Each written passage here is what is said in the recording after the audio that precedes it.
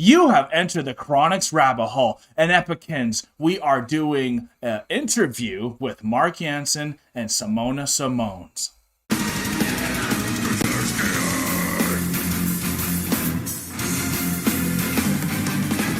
So we're doing this interview today because we've heard Simone talk, but we've never really heard Mark talk and got to hear about his thoughts. So we're very excited to see these two chop it up and get the personality of Mark a bit more. Mm-hmm.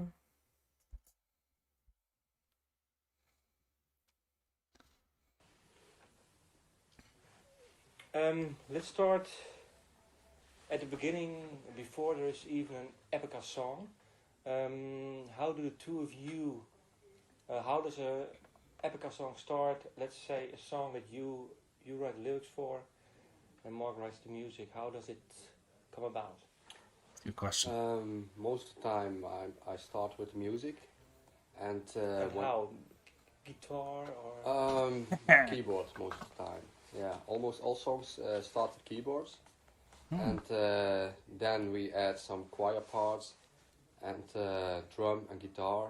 And when a song is almost finished song-wise, then Simone starts with vocal lines and also lyrics. Yes. And where do you pay attention to when you listen to a song for the vocal lines? Well, sometimes there are already beautiful keyboard lines, and I intend to follow them, but if I have a feeling, mostly the first feeling you have with the singing line is the best. But sometimes, for example, the first CD, I had one song, I wrote all the singing lines in 15 minutes, and sometimes we have one song, we have to start over and over and over again. And do you have, say, an example of a song of this album which came very quickly and one that was really hard work for you? Dance of Fate, the first one, Mm-hmm. I did that in one afternoon. That was quite fast. Haven't heard that one yet. A slow one, I think Blank Infinity. We had some, Blank Infinity, I think. But do you talk about it then when you think about the vocal lines and try them? I give her a hard time. Yeah. Yeah? No, we have a home studio at his grandmother's place. Okay. And we wrote a lot of music on the computer, and we just played the songs, and I sing along. We recorded the things we like, we keep, and he gives some comment about things I do completely wrong. I have to do them But again most and of the again. time when I'm just checking the volumes, then she has her best singing line, and I didn't record No. it. And then we forget again. Yeah, then she forgets that singing line, and then I say, sing that singing line again. That was amazing. Okay. But then she sometimes can't recognize it anymore, and then I'm a little bit pissed. But does it also have to do sometimes because when you record, then you have to. Sometimes creativity comes when you're not wanting it to when come. you're having a shower, mostly. Yeah. What I just wanted to say is I find it very interesting that they start with the keys first and then they build from that, because this is such a symphonic metal band. I didn't think that would have been the first place. I was kind of like that guy was saying, like, do you start with like a guitar? He's like, no, I start with the keyboard and we get the choir in, and then we kind of build it from there, because they're thinking a bit more grandiose. Mm-hmm. And even when Simona is saying that she'll start singing the line and she's just feeling it, and then he's like, I didn't record that part, that was amazing, can you do it again? She's like, what did I even do? Because that's even happened with me with creativity, where you just do something and you can't replicate it because it just happened in the moment, like what she's saying in the shower. Right. Yeah. So it's too bad you can't have a camera rolling all the time, because even sometimes when we're reacting and then like we're switching between scenes, even trying to set the camera up, we'll start talking about it and then we're like, oh, we should have had that part on the camera. So it's like, we totally understand that. Or if we make a blooper and we're like, well, I guess this is going in the video. Yeah. Because we can't recreate that moment. No kidding. It comes when you're not When wanting it to come. you're having a shower, mostly. Yeah. Now I try to record everything. Yeah. So you even have, let's say, recording facilities in your bathroom, bedroom. No, that would be perfect. But when she's at the home studio, I try to record everything she does. Also, I say sometimes sing along this song a few times, and I go to the bathroom. Okay. And then later on, when she's home again, then I listen it all the WAV files separately, and then sometimes there are good ideas. So I try not to sing when there are no record facilities. So if it's a good singing line, if I forget it, then I will feel really shitty if we cannot record it. So we record it together. And Smart. Do you have, let's say, some kind of memory recorder carry Small along with tapes? you? Yeah. no, I have a phone, but it sounds very distorted when I sing Okay. on it. Okay. And do you talk about the lyrics with each other, or? yes, we talk of course about it, but most of the time, yeah, we have also our own ideas about a lyric. So it's really a personal thing, a lyric. So we talk about it, we read each other's lyrics, but it's a personal thing. So it's not that when I say to her, yeah, can you write this way? We don't work like that. No, but That's awesome. When I wrote a lyric and he has to do the grunts, yeah. then we sometimes have to adapt them, and then of course we work Yeah. together. And it's also the same with his lyrics. We have to, if we have the cool singing lines, but the words do not come out that well, we change it a little bit, and that's where Amanda Somerville helps us in studio. Who? Amanda Somerville. And what does she do exactly? She does the lyrical, the changes. Okay. She's a Native American, so we know that it's correct, that we don't have any mistakes in it. Yeah. Nice. And she does also some vocal coaching during the recordings in the studio. But I can imagine if you sing his lyric, The team behind the team, eh? then you have to have the feeling of the lyric. So do you really want to grasp and understand what lyric is about, or do you know what I mean? Because I can imagine that if he writes a lyric that you don't understand, then you can't put your feeling into it. Well, I know him 3.5 years pretty well, so Okay. I know what he thinks about. But it is true that some songs some lyrics I have a deeper feeling with, so I sing it differently. But it's not only about the lyrics, also about what the music requires. Yes. Which kind of melody you have to sing. Yeah. And Yeah. there are a couple of songs where I sing very emotional and some more aggressive. It's also what the music needs, not only the lyrics. Okay, and Aw. so you work together. What is his best quality, and then I ask you what her best quality is. His quality.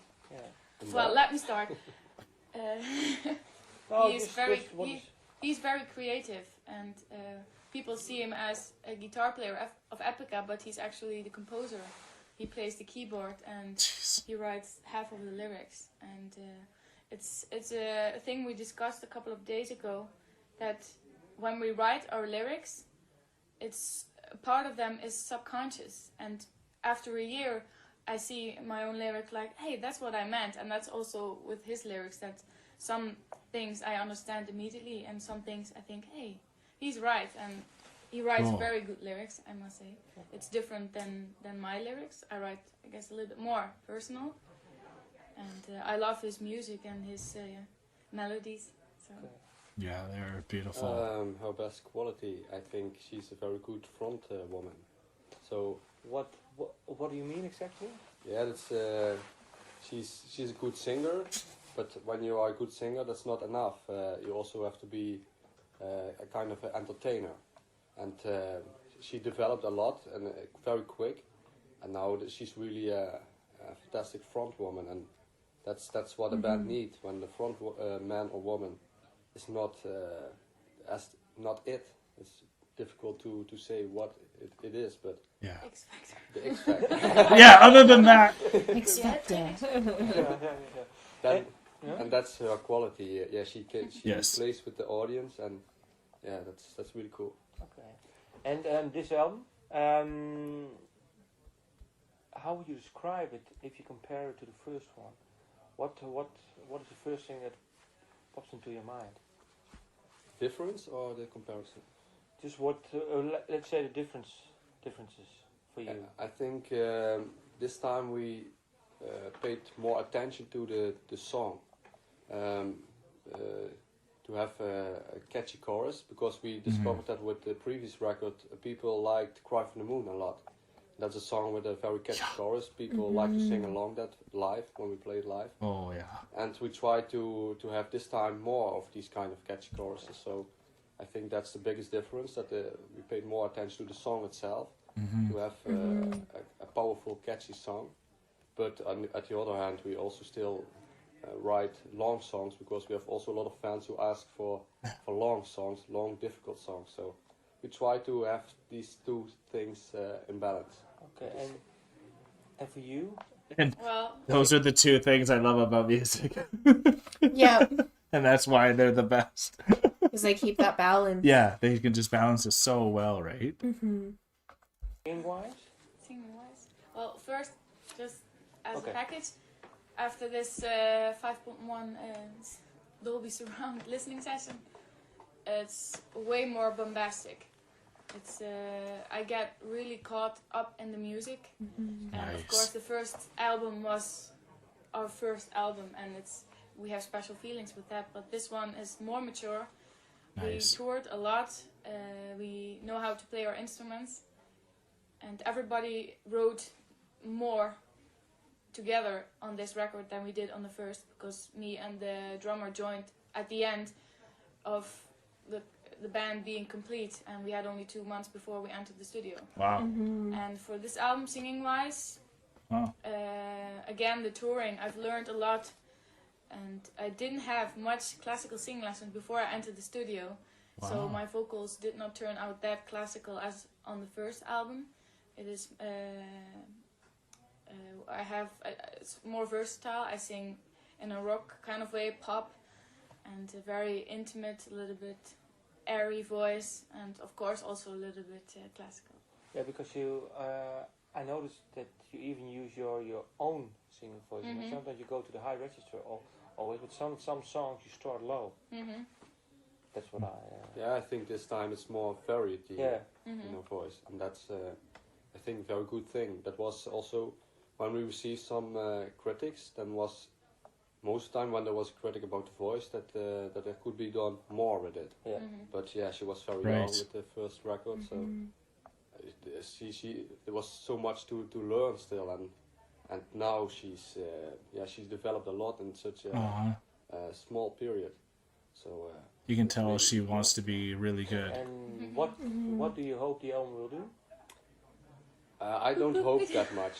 I was just see. Okay. Because when you hope too much, then maybe you will be sad in the end when the expectations are not. It's out too high, then you Yeah, are disappointed. Yeah. We just Of hope. course, silently I hope a lot, but I won't tell you. Okay. It's just like a star falling, and you have to keep your wishes for yourself. Indeed. Yes. I hope that people will like our new album. There is a lot of every kind of metal music you have. We have a little bit of black metal, we have gothic metal, we have film music. It's it won't get dull to your ears, I will assure. Okay. Thank you. You're welcome. That's awesome. It's interesting seeing them so young. Yeah, because that is 17 years ago. Wow. I really like Mark as a person. It's just really cool to see. He seems like an introvert at heart, and he's someone that you just want to have that one-on-one talk with. And he does have such an interesting mind, and his lyrics aren't as personal as Simone's, I would say. But then now I don't know what his or her lyrics is, because she was mentioning that some of her lyrics he has to do the growling for. So it'd be interesting to know what lyric is who on what song, because it's not just if he's growling it was his lyrics or not. But They write for each other. yeah, they write for each other too, which is really, really cool. And you can just see their dynamic that they've had since the beginning, and the encouragement that they have for each other. And you can just see how she lights up with any positive feelings towards her, because like he said, she wasn't she said she wasn't classically trained at first when that first album came out, and there was a bit of backlash, I guess, with it only being classical, I guess they were trying to do. But on this one, she spread out her talent and did a bunch of different variations of her singing, which is what I always loved about her from the beginning, is her different styles of singing. So that's always what stuck out for me. So it's cool to see this was just their second album, and that's when she started to blossom extremely with her variations. And it's cool to know that Mark was actually doing the keyboards and does a lot more than just the guitar, because he really is a wizard himself too. So it's good that he got some credit, and it's just good to know about them a bit more here. What I've really found interesting as I've been diving down this rabbit hole of metal and symphonic metal and just all the different genres within the metal tree, when you think about it. A lot of branches. The thing that I've been finding really interesting is how many of the brains behind the music, so like Mark, who write with the keyboard or the piano first.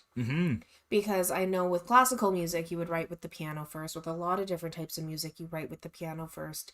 But I didn't realize how prevalent it was within the metal community, with how heavy the music is with guitars and bass and everything like that. Yeah, well, that's why I say Bach was the pioneer for metal, right? Exactly. Yeah.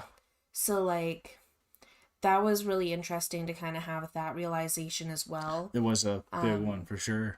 And to see how introverted he was, and this again was 17 years ago, and just kind of having interviews wasn't as comfortable as maybe today with having all the practice. I know even getting in front of a camera it gets easier. Absolutely. But like just seeing how they interact with one another, and just that more quiet Simone, and also knowing how how feisty and fiery she is, but also how controlled she is even at a young age, was really cool to see. Both phenomenal people. You can see how well they work together, and even how she mentioned, I've known him for 3 years. I think I know how he thinks and how he feels about certain things, so I can pull out those emotions out of those lyrics. Even when they are very unique, very personal lyrics. Like, when you know someone, you don't necessarily need to ask them how they're feeling with this. Of course. Because the music is also telling you how they're feeling. If he has a dirty guitar riff that he's written into the song, you know this lyric is probably a little bit more angry versus sad when you're playing that, because the emotion, and that's why I close my eyes a lot with music itself. Is because I feel that emotion so deeply, like... And you feel it more when you're not looking a lot of the times, because it just enhances the feeling when you can't see anything, when but you you're take hearing one it. sense away, the other sense is It enhanced. enhances. So that's how I experience music, at least. And so like hearing them talk and kind of explaining that with amongst one another, and then having I think they said her name was Amanda, who helps just critique the vocals, like not the vocals, the lyrics, and when they come in, to make sure they fit correctly for the meaning of the song. Because you also have to think that all these bands that we are reacting to, English isn't the first language. No, it's not. Very true, eh? So 100%. I didn't even click on that as to why that would really help too. Like English isn't the first language, It's so you definitely have not, but they're slinging it in English. Their songs are in English, so having that grammar correction on where this word will fit better, because I can tell you I don't know every word in the English language. No, but what's so good about Epica, like, usually I get caught up with either the music or the lyrics, but Epica just catches you on both. And Mark does so well with his growls, where I can at least pinpoint some of it out, and it's just very impressive. And it's just so great to see how they really build up their songs, because we've seen with Nightwish, for example, a lot more behind the scenes, but we haven't seen Epica behind the scenes as much. So it was nice to see how they do it, because every band does it a little differently, right? But it's cool to see they go to his grandma's place, and they have their own studio there to work with. So you just can imagine these people, and grandma's like, go ahead and knock it out. Have fun, I soundproofed it. Right? So it's just cool that everyone's just so human, and that's what they do amazingly. And I hope one day we get that chance to interview any of you from Epica, because you all are amazing people. Absolutely phenomenal. I thought it was really funny, the humor. They made a lot of bathroom jokes. Lots of bathroom jokes. And it just made me giggle, because it's very similar to our humor and kind of how we joke around. And so and playing off like that one thing that stuck, and so playing off it They play throughout off each other well. and playing off each other well. Yeah. It was also really interesting how just when they talked about recording, they're like, we have recording places everywhere. He's like, do you have like a tape recorder you bring with you? She's like, I have a phone. Yeah. You know. I was like, yep.